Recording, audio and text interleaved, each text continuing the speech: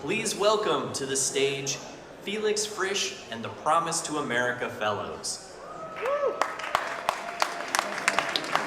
It's great to be back with so many friends. My name is Felix Frisch. I drove 50,000 miles through western and southern Colorado on the campaign trail. And I learned that voters care about specificity, and voters want candidates that are authentic to their values and their communities.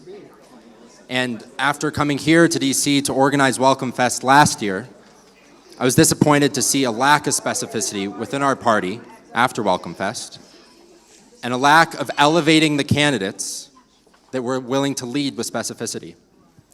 And so I've put together a team of 7 college fellows who together are all frustrated about the state of our party, but are also inspired by the leaders willing to lead with specificity. And there's no two better leaders than Representative Adam Gray and Representative Tom Suozzi.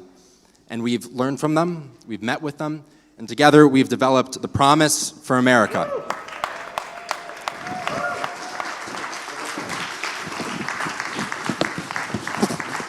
And now I'd like to give the fellows a chance to share a little bit of their story and why this is so important to them. Hello, everybody. I'm Yenjay, and I'm from New Jersey, 7, one of the most competitive congressional races this year. And I'm excited to be a part of this project and be a fellow to help shape the future of the Democratic Party.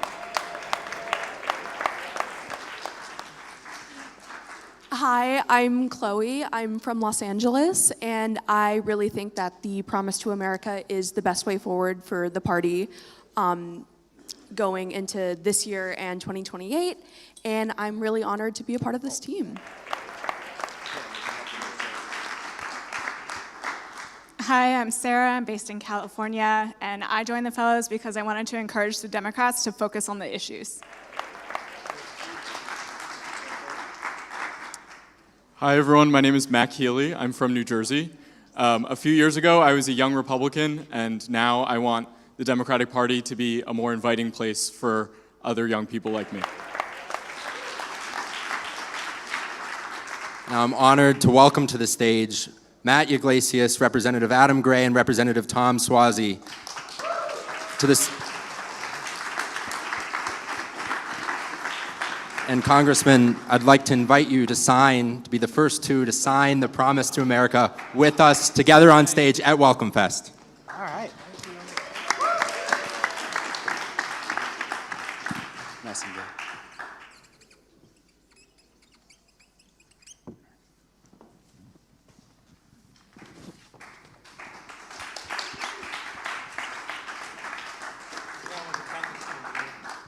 Hey, let's hear it for all these young people and the work that they've done. Fantastic. I think you dropped out of school. Which school did you drop out of? Chicago. University of Chicago. What school are you in? Yale? UC Berkeley? UC Davis? Harvard. Harvard. Let's hear it for these young people put in their good effort to make this work. Thanks, guys. You know, I'm so excited to be doing this panel. I think, you know, I love these WelcomeFest gatherings, but I always felt that the best critique that has been offered is that, you know, most people don't think in terms of these sort of broad ideological labels. They don't necessarily care if people want to say they're moderate, they're progressive, whatever it is. But at the same time, they do care a lot about, like, issues and things and what it is that people say. And I'm always urging people in the world to pay attention. These are the only 2 Democrats who flipped Trump's seats in 2024. And I think that if people in the world want, like, takes on how Democrats can win, they should be listening to the people who are winning in these kinds of seats. But a lot of what, you know, good politicians do is they talk about local issues, they stay out of the polarized national fray, et cetera. But if we want to change the party, if we want to change the country, if we want to change the world, we do need to talk about big ideas and not just, you know, the local stuff in the districts. And that's what we're really coming to here with these principles. After the 2024 election, decided, we got to get specific. I wrote up my little common sense manifesto, but I'm nobody. Nobody voted for me. You guys are really doing the work, and I think it's really exciting to have this. So I don't know, just tell me, why, I don't know, we're capitalists, not socialists. Why is that important? What does that mean? I think, first of all, let's hear from Matt Yglesias and the great work he puts out regularly. Capitalism is the most successful economic system in the history of the world. It's lifted more people out of poverty. It's created more innovation. It's done more to make people's lives better than any other economic system. Socialism has failed and has also resulted in a lot of authoritarianism throughout the world. And so I think that there's a very big, I think that Zoran Mamdani and the MAGA movement, Donald Trump, they did a good job of feeding into people's economic insecurity. They correctly diagnosed the problem. They just have bad solutions. So I think that Adam and I, who consider ourselves good Democrats, believe that economic insecurity and people's concern about their financial health is very real. And so we've created an enormous amount of wealth in our country in the past 50 years. The problem is that wealth has not been shared with the people who go to work every day. And we have to get back to a place, as Democrats especially, talking about the basics, which is that if you're willing to go to work every day and you're willing to work hard, in return for working hard, you make enough money so you can buy a house, educate your kids, pay for health insurance, and retire without being scared. So it's important for us to emphasize that we're Democrats. We recognize that there's too much of a concentration of wealth that exists in our country right now. Our economy's booming in many respects, but the people are suffering. And we have to figure out how to do a better job as Democrats to address those concerns. And do you think, does this work everywhere? You guys are from two quite different, actually, kinds of districts, right? Yeah, I think it absolutely works everywhere. I was just reading an article this morning in the Atlantic magazine that basically suggested that Democrats ought to talk about sports more. And in this piece, the author correctly identified this problem where there's just this lack of authenticity too often in the way Democrats talk. And I think what you'll find, in this document, as everyone gets a chance to get more familiar with it, with some of these statements, we're capitalists, not so, that shouldn't be a bold statement. We are capitalists. This is the greatest democracy on the planet.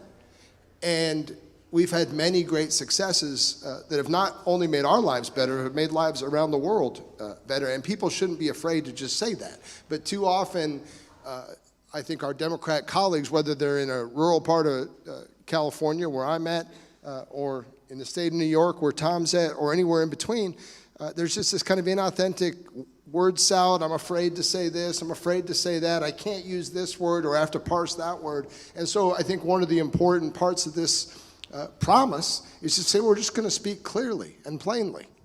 Well, and I think, speaking clearly is good, and it also matters what you say. On number two, you're talking about safety, security, human dignity. I'm struck all the time by how differently Democrats talk in their real life about crime versus in the sort of official party setting. I know lots of people who work in the Democratic Party professionally, live in this town, they think it's bad that this is a high crime city. They are annoyed by shoplifting. They're annoyed by crazy people acting out on the bus, et cetera. And then I don't hear those common sense principles articulated by Democrats when they are doing politics. I started out as a local mayor, and a big part of my politics is just about knowing the people in my district. Too often politicians, elected officials, rely on polling and their pollsters, and they give them certain messages, but they don't take into account this is how the people are reacting. So I had a special election in February of 2024, where I won a seat that was held by George Santos previously. And I was talking about the need to secure the border. And a lot of Democratic consultants and a lot of senior people said, Tom, why are you talking about immigration? That's a Republican issue. I said, no, it's not. That's what everybody's talking about every single day. So when you talk about safety, it's crime, but it's also the immigration issues. It's also some of the international security issues. We have to be, as Democrats, talking about what the people are talking about and recognize that not everything's perfect the way it is. We have to fix problems that exist, but we want to try and give the people what they're concerned about. And they're concerned about crime. They're concerned about an open border. They're concerned about what's going on in the world, and we have to speak to them about those things. And this relates to a government that works, right? I mean, I think there's a certain populist take that's like, you know, that every frustration with the status quo necessarily means like a leftist kind of frustration. But so much of the status quo is the government itself, right? I mean, people are interacting with school systems and transportation departments and things that don't necessarily work, right? And we need to make them better? Couldn't say it better myself. I talk about this all the time. People don't experience politics through white papers or even through conventions and opportunities to get together and talk about public policies like we're all doing right now. People experience politics when they're on hold trying to get a healthcare procedure approved, right? When they're in line trying to get some kind of a permit or a license or a service. And fundamentally, not only does government exist to make us safe, government exists to make our lives better, to make things easier. And too often in government, things get, in the private sector, when things get more expensive, they oftentimes get better, right? You could stay at the Holiday Inn, or you could stay at the Ritz-Carlton. The Ritz-Carlton's more expensive, but the service is pretty good, right? The same thing's true in government, except things get more expensive and the service gets worse. And people say, why, right? And so I think we've got to connect with people in just that very human way and make, the policies that we're debating here and the things that we're standing up and working for have to, the rubber's got to meet the road. It's got to impact people's lives in a really positive way. And we should be for that. And again, not controversial. Let me just say, in keeping with everything that Adam just said, government matters. It plays a very important role in people's lives. But we have to figure out how to make it work better, not just spend more for the sake of spending more. And it was the Democrats that balanced the budget under Bill Clinton and Al Gore. It was Mike Bloomberg that said, you're going to pay more to live in New York, but you're going to get a better quality. Then we continued to pay more, but we lost some of the quality over time. It's coming back, but if you got to pay, you want to get a good product in return. And we need to make government working. And I was a county executive before I got there. It was rated the worst run county in America. I know what it's like to see a terribly run government. And we had to clean things up, which included a lot of blocking and tackling of 50 different things to make things more efficient and provide better service to people and make it easier for people to interact with government through technology and customer service. Because you guys, it's interesting because you're both from swing or red districts, but very blue states, right? California, New York, and I think a problem for Democrats is that most people see great things about California and about New York, but they don't think of them as places where the government is functioning well, that the taxes are relatively high, and it's not like obvious that people are getting anything extra for it. And what do we as Democrats do about the places where we, because we talk a lot about how to win political power, but in California and New York, Democrats have a lot of political power. And how do we make the outcomes be good? Yeah, too often you're being told about broadband or lower prescription drug prices, and then you go out into the district and try to find anybody who's got better broadband or has cheaper drugs, right? And I think people get frustrated with this kind of speaking down at them through these political topics, and not just functionally working together to deliver these services. I mean, Tom said having local government experience makes a huge difference. And as Tom and I were going through this process with these great young people who were putting pen to paper and mapping out some of these ideas, we started talking about the democratic tradition over the last 100 years, and talking about the FDRs and the JFKs, LBJs, and thinking through FDR built things, right? That generation of Democrats really delivered, and didn't deliver, we're going to start this train and finish 40 years from now. They started it and finished it quickly. Truman came in and said government should be accountable. The buck stops here, right? These kind of basic democratic values. JFK came and said we're going to go to the moon, And we're going to do it in less than 10 years, right? LBJ wanted to open up all of America's promise to everybody.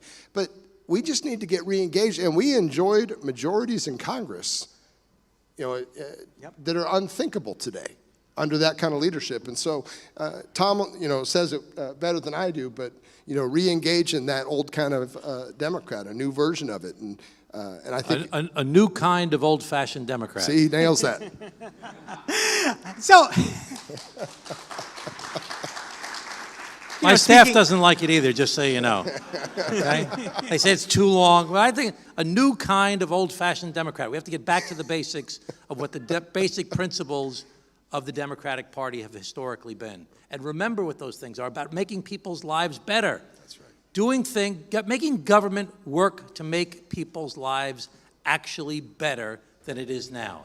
And when you look at all the polls and all the focus groups, people are unhappy with government. It's not working. And we cannot defend the status quo. We have to figure out what are the changes we need to make people's lives better. And we need to build a group of people. The left right now and the far right are very well organized. And they have a lot of energy.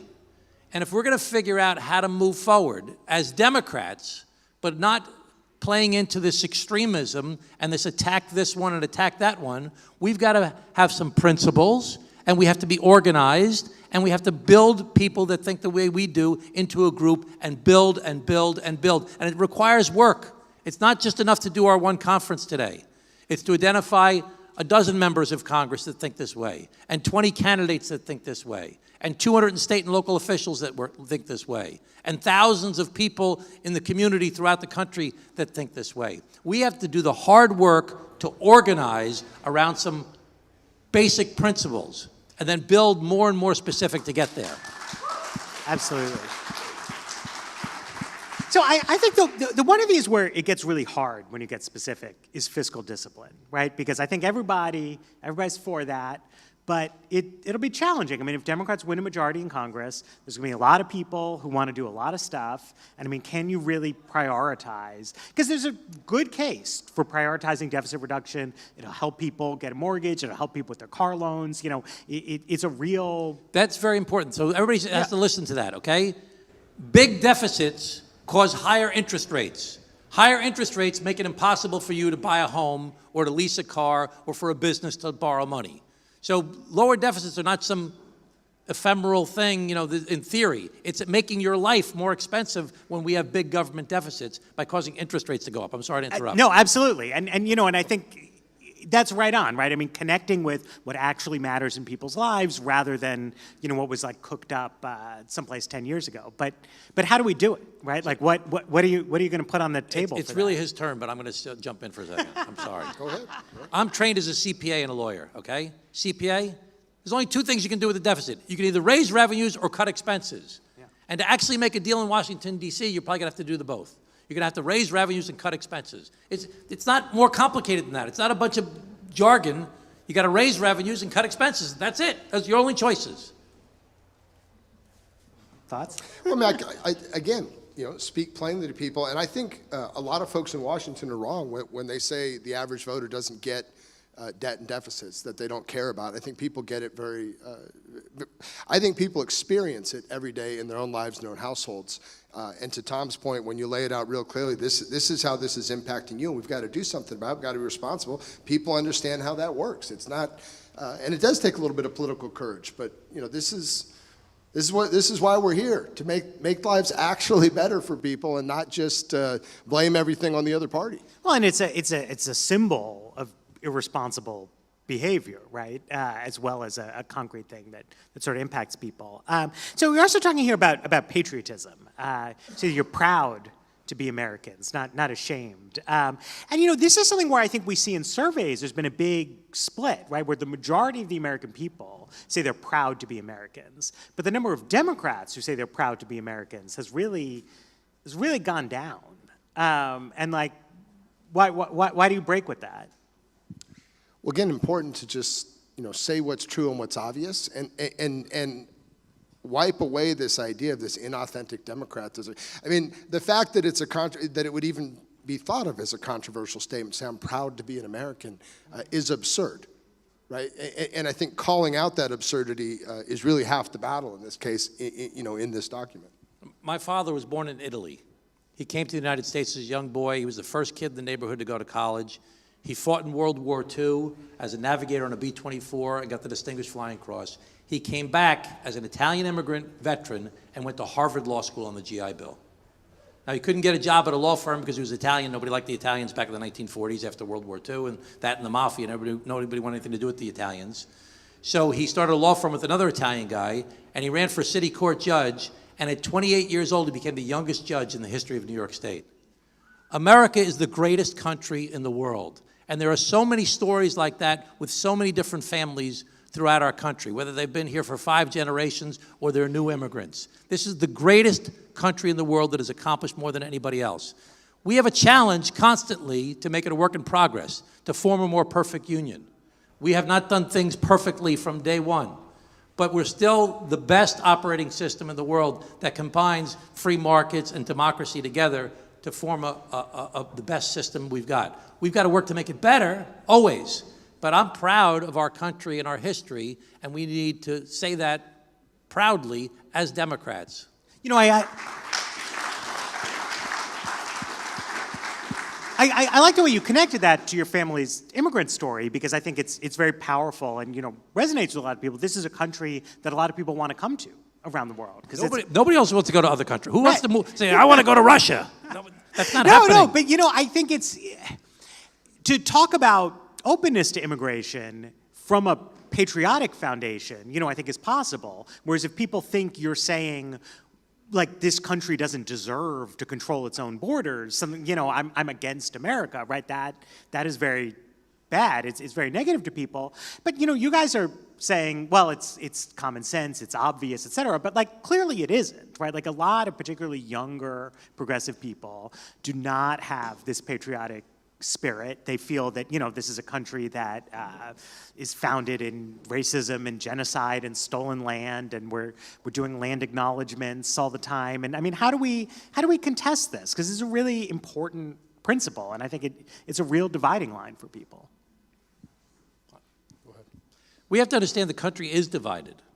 And we're divided. I've identified 4 things that I talk about all the time. One is that we've got most of our members of Congress are in safe seats. Safe seats you can't lose. If you can't lose, you don't necessarily listen to the people. The only way you can lose is by losing a primary. 400 seats out of 435 at least. It's going up because of all the redistricting. If you're in a safe seat and you only can worry about losing a primary, then if you're a Republican, you pander to your base on the right.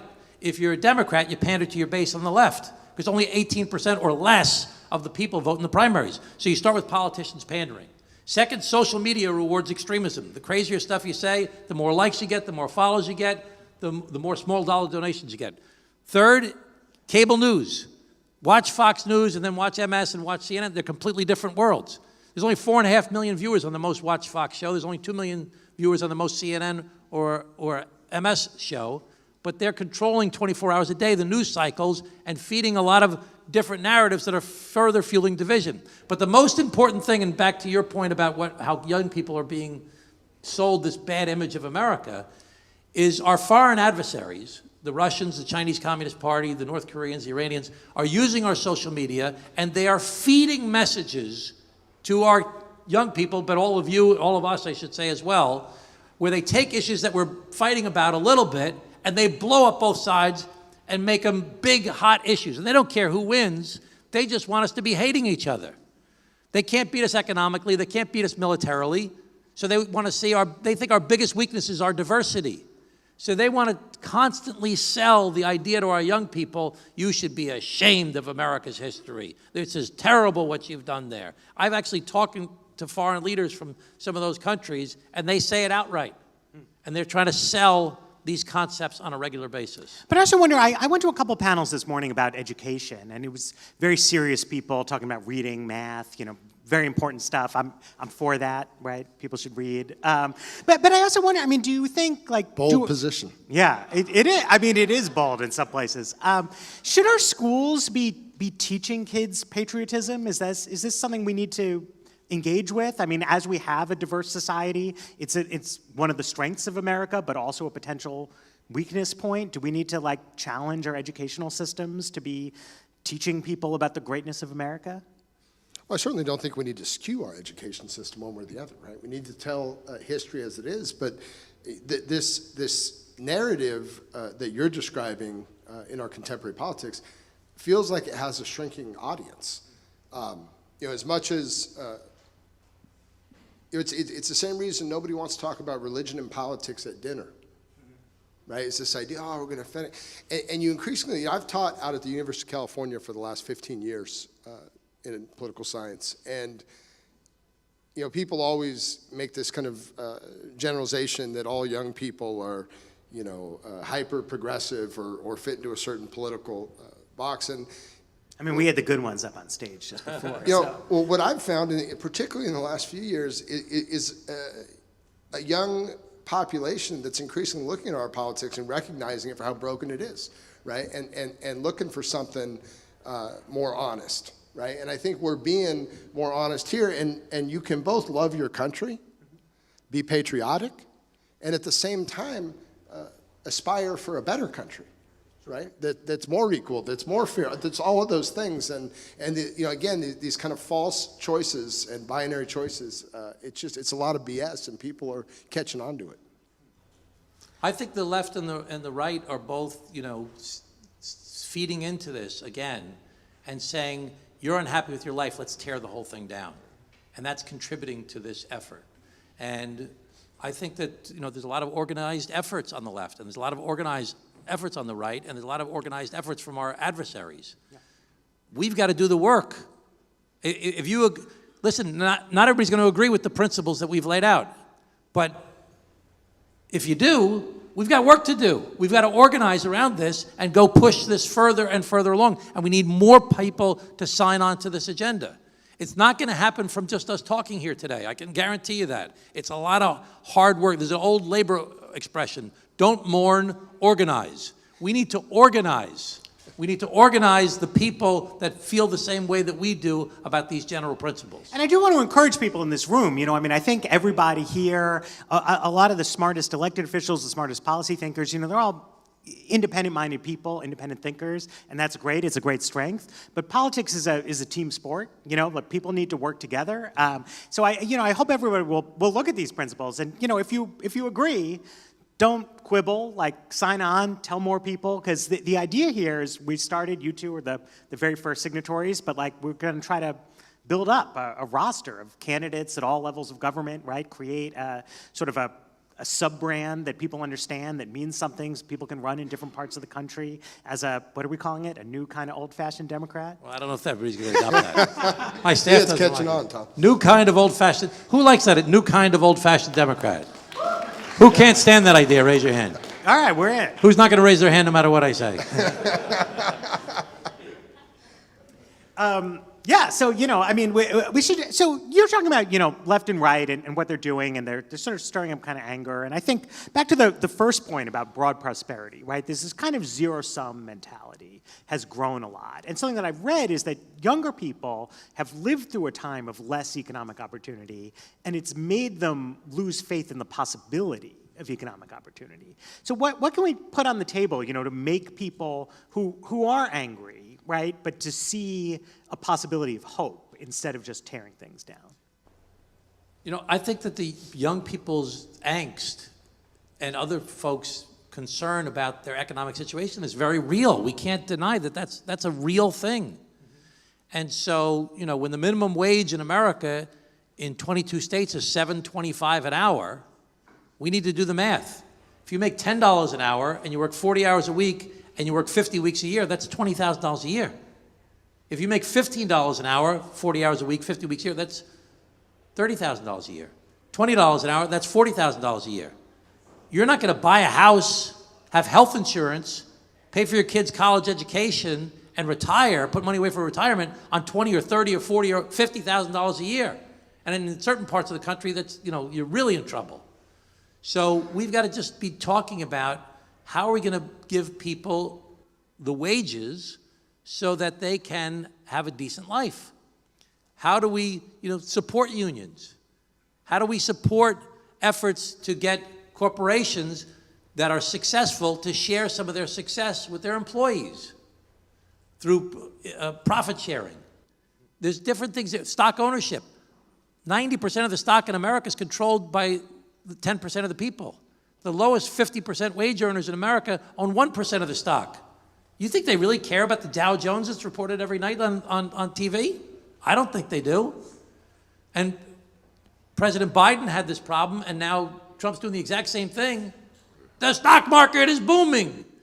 And people are like, what? But what about me? What are you doing in my life? So we have to get back to these basics of figuring out what are the policies that we have to do so that hard work is rewarded with a decent life. Yeah, and if we're going to tell people, give them a hand. And we certainly can't tell these young people they're wrong if we don't have an answer. Right? If they're saying, look, I can't afford a house, I can't achieve what I want to achieve for my family, we either need to be able to say, well, yes, you can, and here's how we're doing it, or we need to get to work fixing the problem. And I think that's the problem with our current politics. But I mean, this is what I'm asking, though, because I mean, I think a lot of people hear that and they're like, yeah, and that's why I'm a socialist, right? So it's like, what is the answer that we're giving them that is going to unlock this opportunity while maintaining the great engine of capitalism that we've talked about before? I used to work with a state legislator, old guy from Southern California, who had a great 3-part test every time he went to support a bill on the floor. And he'd say, you know, 1, is there a problem? 2, does your proposal solve that problem? Or 3, does your proposal not only not solve the problem, but make it worse? And we have to say honestly to people, you can feel desperate, you can feel the important, we've got to change this, it's got to be affordable, I've got to live in an economy that works, but you know, socialism's not building houses, not solving anybody's problem. It may make people feel better to rant and rave about it, but again, if we're going to be focused on results and actually, you know, that rubber meets the road concept, people will know when the problem's solved, when they have the house, when they can afford a better life, when they can do the things they want to do with their family. Every problem we face in our country, including this one that we're talking about now, is complicated. It's not simple. I can't explain it to you in a meeting like this. You need really good people, smart people of good faith who want to make things better, who may disagree with each other, to sit down and say, well, I think this. And the other person says, well, I think that. Well, how about this? Well, how about that? And you try and find compromise. There is none of that going on in our country with any of the hundreds of complicated problems we face right now, because everybody's just yelling and screaming at each other. You're one of those. No, you're one of those. Adam and I wanted to make it very clear. We're Democrats. And the Democrats that are on the left, we have to work with them as well. And we have to try and build some consensus. We may not agree with everything you say. We don't want to get in a fight with you. We want to work together to find some common ground to solve the common problems that we've identified. And then we've got to work with the people we disagree with on the Republican side and say, hey, we don't agree with you on this, but how can we work together to find some common ground to move forward? So I think that our goal is to say, we're proud to be Democrats. We're proud of the Democratic tradition, but we need to be emphasizing certain aspects of the Democratic tradition that we think's been lost in this yelling and screaming that's going on in our country right now. Fantastic. Well, thank you guys. They're playing us off here. But everybody, check out Promise to America. Sign up yourselves, and sign up. Spread the word. Sign Tell up. everybody. That's impressive, man. Yeah, I'm trying. Right on there.